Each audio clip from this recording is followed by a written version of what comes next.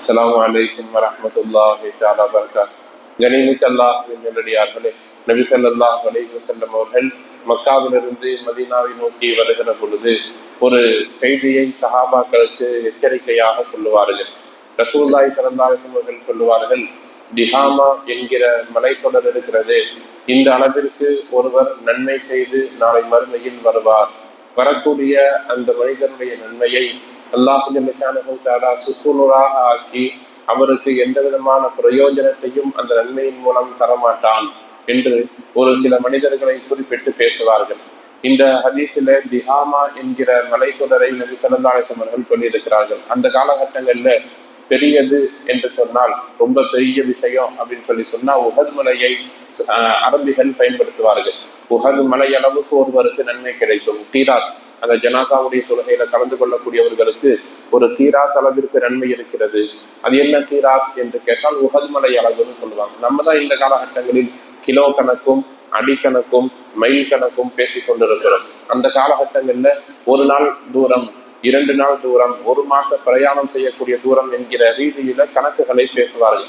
அப்படி பேசுகிற பொழுது திஹாமா என்கிற மலை தொடர் இருக்கிறதுல, அது மேற்கு தொடர்ச்சி மலையை போல ஒரு நீண்ட நெடிய மலை தொடர், ஒரு பெரிய பிரதேசம், கிட்டத்தட்ட ஒரு மாநிலமே தற்பொழுது திஹாமா என்கிற பெயரில் மக்காவுல இருக்கிறது.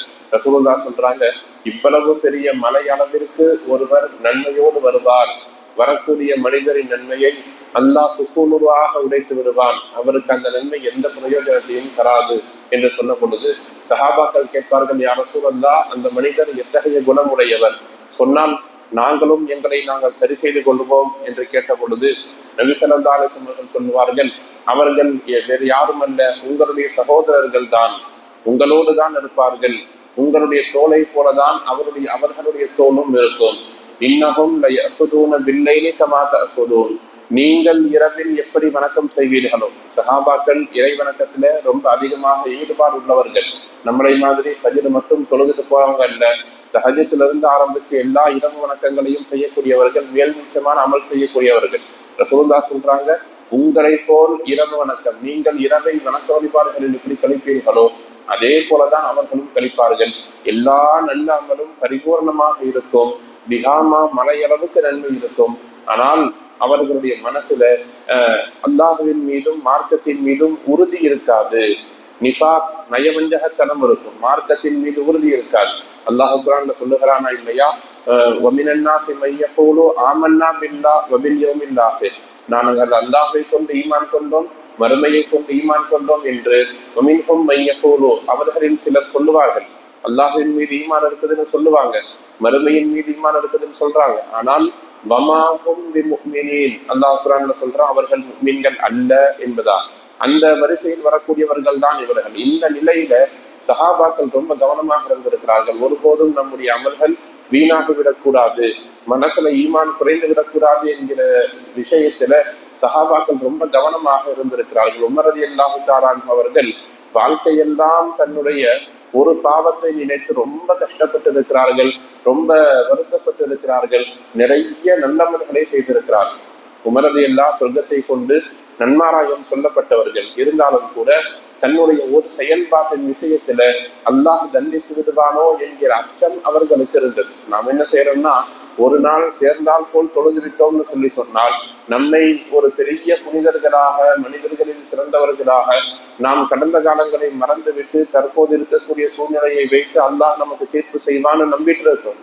ஆனால் ஹஸ்ரத் உமர் ரலியல்லாஹு வாழ்க்கையில செய்த ஒரு விஷயத்தை நினைவில் வைத்து காலமெல்லாம் வருத்தப்பட்டார்கள். அது என்ன விஷயம்னு சொல்லி கேட்டா, அதற்கு முன்னால் நாம் ஒரு செய்தியை கவனிக்கணும். ஹுதைஃபத்துல் யமான் என்று சொல்லப்படக்கூடிய ஒரு சஹாபிக்கு மட்டும் நபி ஸல்லல்லாஹு அலைஹி வஸல்லம் அவர்கள் யார் உண்மையான முஃமின், யார் முஃமின்களை போல் நடிக்கக்கூடியவர்கள் என்கிற ரகசியத்தை சொல்லிக் கொடுத்தார்கள் நபி ஸல்லல்லாஹு அலைஹி வஸல்லம். அவருக்கு மட்டும் தெரியும்.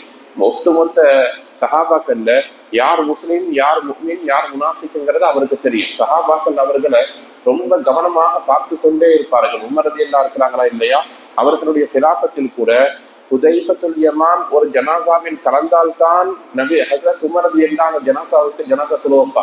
ஒருவேளை ஹுதைஃபத்துல் யமான் வரலன்னு சொன்னால் உமர் ரலியல்லாஹு ஜனாசாவிற்கு தொலை வைக்க மாட்டார்கள். கடை வீதியில சந்தையில வியாபாரத்துக்காக போனா ஹுதைஃபத்துல் யமான் யாரிடத்தில் வியாபாரம் செய்கிறார்களோ அவர்களிடத்தில் தான் சஹாபாக்கள் வியாபாரம் செய்வார்கள். யாராச்சும் ஒருத்தர ஹுதைஃபத்துல் யமான் தவிர்த்து விட்டால் அவர்களும் தவிர்த்து விடுவார்கள். என்ன காரணம்னா அவருக்கு யார் உண்மையான உண்மைன்னு தெரியும். அந்த ஹுதைஃபத்துல் யமான்கிட்ட போய் உமர் ரலியல்லாஹு அடிக்கடி கேட்பார்கள், என்னுடைய பெயர் முனாஃபிக்குகளின் பட்டியலில் இருக்கிறதா, ரசூலுல்லாஹினுடைய ஈமான் குறித்து ஏதாவது குறைபாடுகளை சொல்லி இருக்கிறார்களா என்று அடிக்கடி கேட்டுக்கொண்டிருந்த வரலாறை பார்க்கிறோம். ஏன் கேட்டார்கள் என்பதை நாம் யோசிக்கணுமா இல்லையா?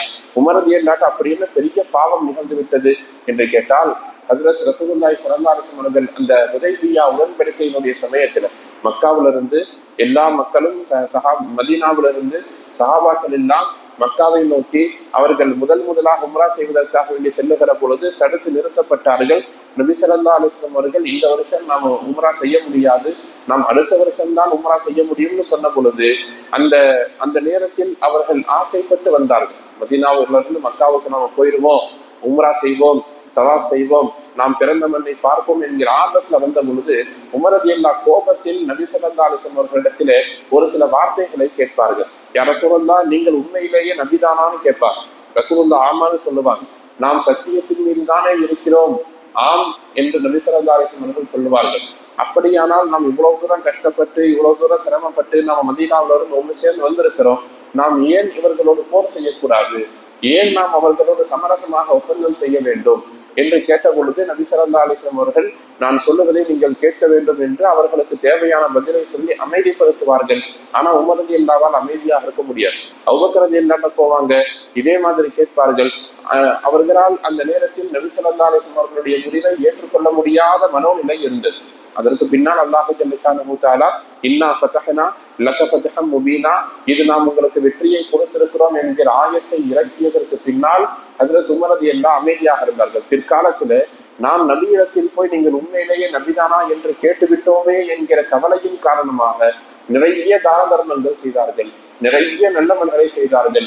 மௌத்து வரைக்கும் தன்னுடைய அந்த ஒரு செயல்பாட்டை பற்றி ஹஜ்ரத் உமர் ரலியல்லாஹு வருத்தப்பட்டு கொண்டே இருந்தார்கள் என்று ஹதீஸ்களில் நாம் பார்க்கிறோம். எனவே இந்த வரலாறும் மேலே சொன்ன இந்த நபி ஸல்லல்லாஹு அலைஹி வஸல்லம் ஹதீஸும் நமக்கு சொல்லித்தரக்கூடிய செய்தி என்னன்னு சொல்லி சொன்னால், சமகாலத்தில் நம்மிடத்தில் நன்மை இருக்கலாம். நாம் ஒரு 40-50 வயசுக்கு பின்னாடி தொழுகையை ஆரம்பித்திருக்கலாம். அதற்கு பின்னால் ஒரு 5 வருஷம் 10 வருஷம் விடாமல் தொழுது கொண்டிருக்கலாம்.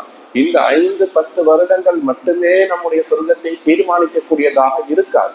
என்ன காரணம்னா, தொழுகை எப்பொழுது கடமையானதோ அப்ப இருந்து நம்முடைய கேள்வி கணக்குகள் ஆரம்பிக்கும். கடந்த காலத்திற்கும் சேர்த்து நாம் பாவ மன்னிப்பு கேட்க வேண்டிய அவசியம் இருக்கிறது.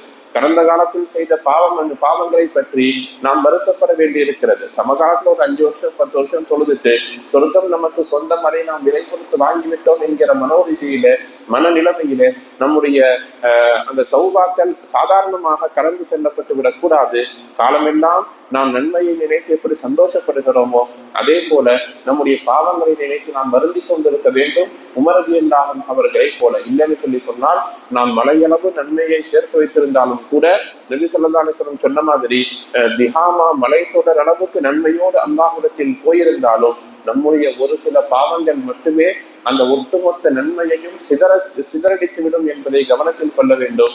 எல்லாம் வல்ல ரப்புல் ஆலமீன் அல்லாஹ் ஜல்ல ஷானஹு தஆலா துன்யாவில் வாழுகிற காலகட்டங்களில் நம்முடைய நல்ல கெட்ட எல்லா அமல்களையும் நினைவில் வைத்து நன்மைக்கு நன்றி செலுத்தி பாவங்களுக்கு தௌபா செய்து அல்லாஹ்வின் நெருக்கத்தை பெற்று வாழக்கூடிய நல்ல மக்களின் கூட்டத்தில் நம் அனைவரையும் சேர்த்து நல்ல புரிவானாக. வாஹிரு தஅவானா அனில் ஹம்துலில்லாஹி ரப்பில் ஆலமீன்.